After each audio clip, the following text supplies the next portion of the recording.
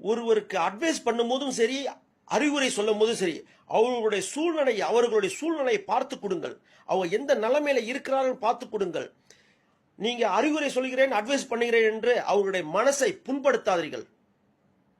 பாய்.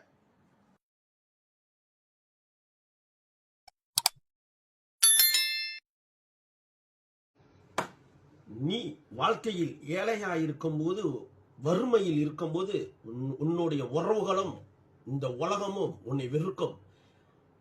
நீ வசதி வாய்ப்புடன் பணக்காரனா வந்த பிறகு உன்னை தேடி இந்த உலகமும் உன் உறவுகளும் உன்னை தேடி வரும்.